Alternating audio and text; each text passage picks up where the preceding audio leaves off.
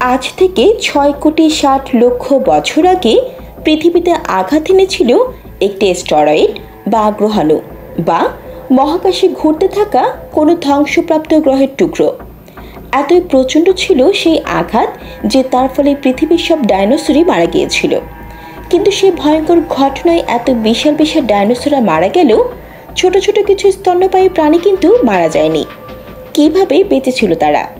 একবার কল্পনা করে দেখা যাক পৃথিবীর বুকে গ্রহাণুর আঘাতের পর পরিবেশটা কেমন হয়েছিল। আজকে যেখানে মেক্সিকো, তার ওই উপকূলে প্রচণ্ড গতিতে এসে আছড়ে পড়েছিল বিশাল আকারে সেই গ্রহাণুটি। সেটি ছিল 6 মাইল বা 10 কিলোমিটার চওড়া এবং তা পৃথিবীকে আঘাত করেছিল 100 কোটি পারমাণবিক বোমার চেয়েও বেশি শক্তি নিয়ে।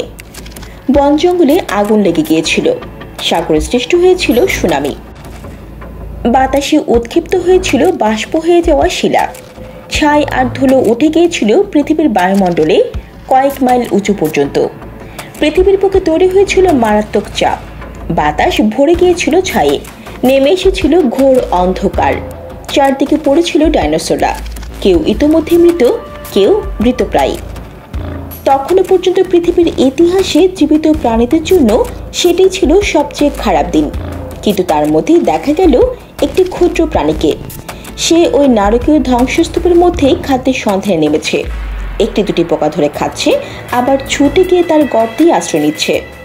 পৃথিবীর ইতিহাসে এরকম মহাদুর্যোগ এসেছিল এর আগে আরেকবার, 25 কোটি 20 লাখ বছর আগে, যাকে বলে গ্রেট ডাইং যুগ, যখন 95% সামুদ্রিক প্রাণী এবং 70% স্থলচর প্রাণী মারা গিয়েছিল। কিন্তু এত আকস্মিকভাবে নয়, অনেক দিন ধরে।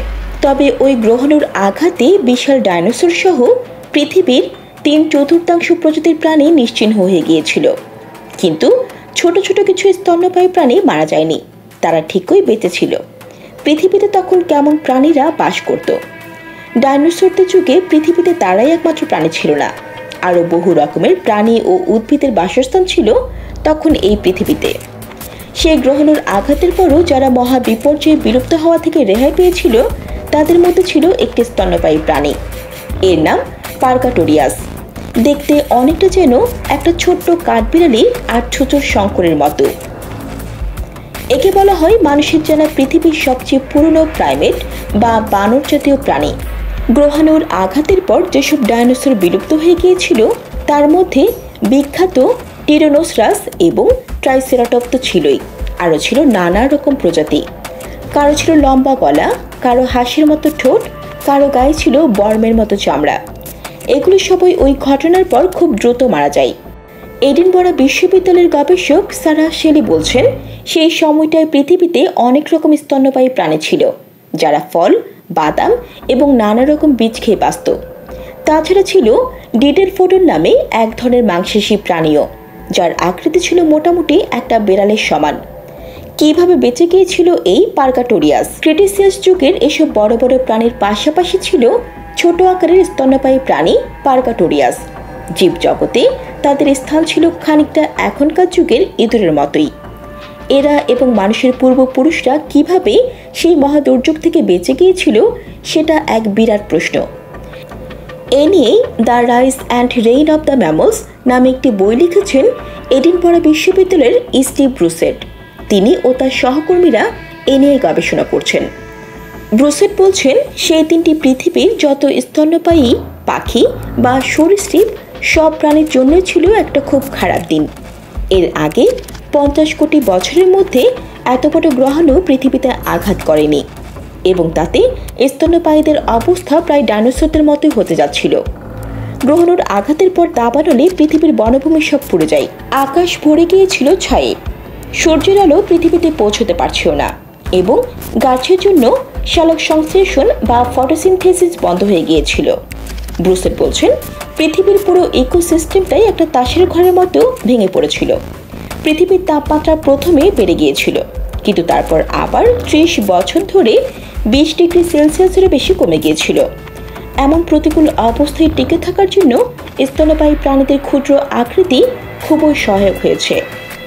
এডিনবরা বিশ্ববিদ্যালয়ের আরেকজন গবেষক অর্নেলা বার্ট্রান্ড উদাহরণ দিয়ে বলছেন, যেমন আফ্রিকান হাতির মতো বড় প্রাণীর বাচ্চা মায়ের পেটে থাকে 22 মাস, আর ইঁদুরের গর্ভসংযোগ থেকে বাচ্চা প্রসব পর্যন্ত সময় লাগে মাত্র 20 দিন।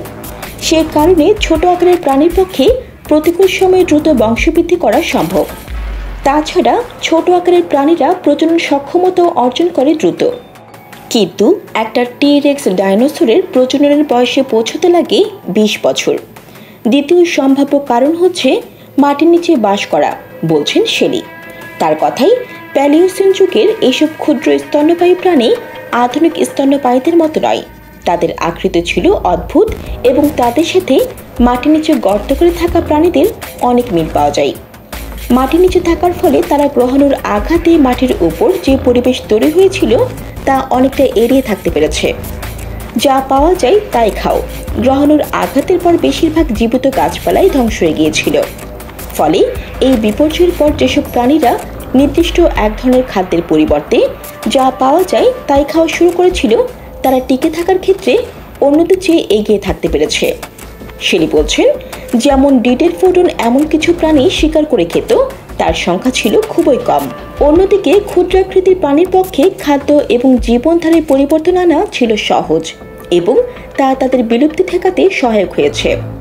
ব্রুসেল বলছেন, তবে যেসব প্রাণী বীজ খেত, যেমন কিছু পাখি ও স্তন্যপায়ী প্রাণী, তাদের জন্য সেই বিপর্যয়ের পরও খাদ্যের অভাব হয়নি।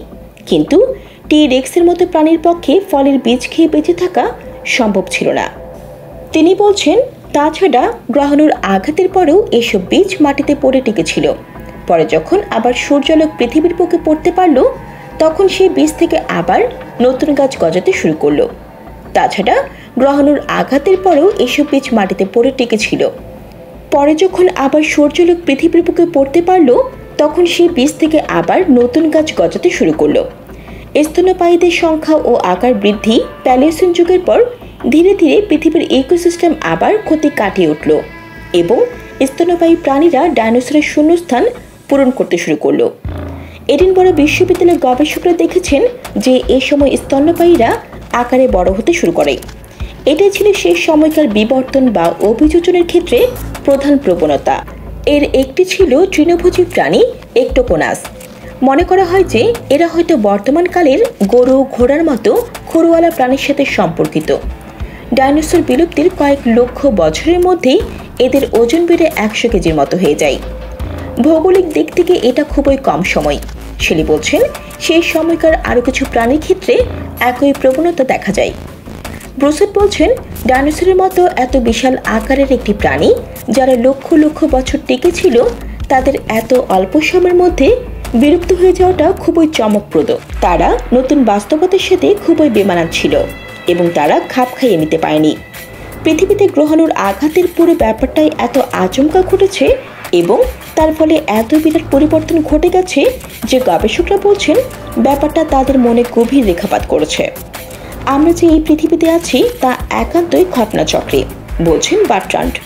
এমনও তো হতে পারত যে গ্রহাণুটা পৃথিবীতে আঘাত করলো না, অথবা এটা পৃথিবীর অন্য একটা প্রান্তে সাগরের মধ্যে গিয়ে পড়লো।